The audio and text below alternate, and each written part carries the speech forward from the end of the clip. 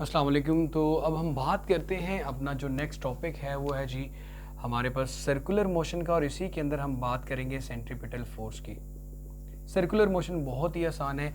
अगर कोई भी ऑब्जेक्ट, जैसे कि आपके हाथ में एक स्ट्रिंग है और उसके स्ट्रिंग के एंड पे एक स्टोन अटैच है, आप इस स्टोन को सर्कुलर पाथ में रोटेट करवाते हो, this motion is known as circular motion.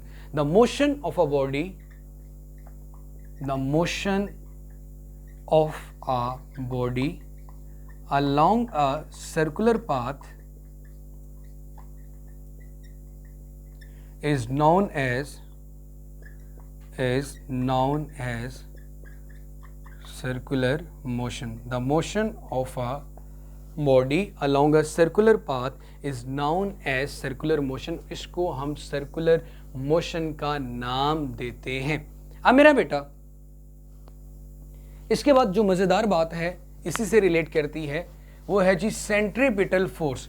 ऐसी फोर्स जो किसी भी बॉडी को सर्कुलर पाथ में रहने के लिए मजबूर करे, उसको सर्कुलर पाथ में रखे, उसको नाम देते हैं सेंट्रीपिटल फोर्स का। The force which keeps a body, the force which keeps a body, जो रखती है एक बॉडी को, which keeps our body to move in a circle. The force which keeps a body to move in a circle is called centripetal force. Is called centripetal force. The force which keeps a body to move in a circle is called centripetal force. ऐसी force जो किसी भी object को circular path में रखे, उसको हम centripetal force का नाम देते हैं। और इसका जो डराइव्ड फॉर्मूला वही है FC, F का मतलब फोर्स और C centripetal force, mv²/r।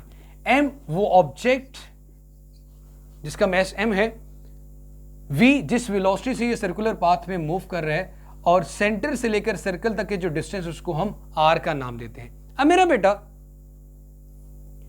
Sentry क्यों कहा गया है? जब आप एक रस्सी से बंधे हुए स्टोन को सर्कुलर पाथ में घुमा रहे होते हो, तो आप नोट डाउन करना कि आप उस चीज को हमेशा उसके सेंटर की तरफ खींच रहे होते हो, जिसकी वजह से इसका नाम क्या हुआ है?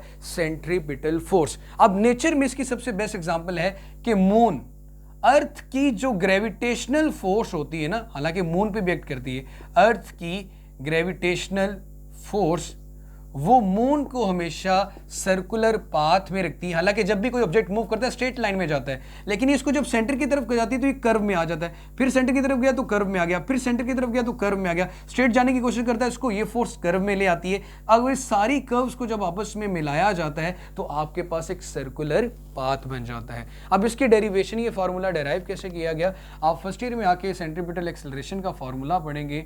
ये आपके पास होता है बेटा v²/r के इक्वल। हमें तो पता है कि फोर्स की जो वैल्यू है वो ma के इक्वल होती है। हम सेंट्रीपिटल एक्सेलरेशन निकालना चाहते हैं तो f के साथ c लगा दें और एक्सेलरेशन के साथ भी c निकाल दें। ये v²/r एंगुलर एक्सेलरेशन आप फर्स्ट ईयर में जाके चैप्टर नंबर 5 में पढ़ेंगे। ac की जगह मैं लिख सकता हूं बेटा mv²/r। The force which keeps a body to move in a circle is called centripetal force.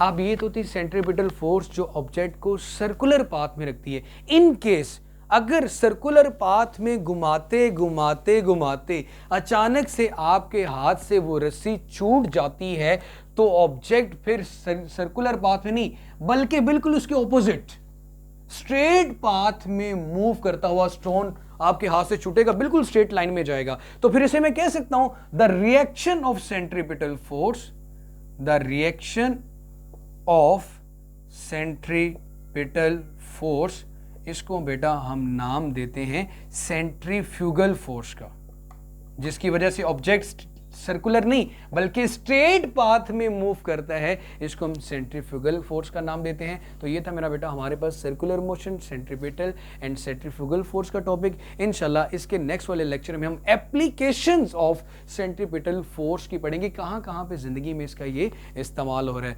So Allah Hafiz.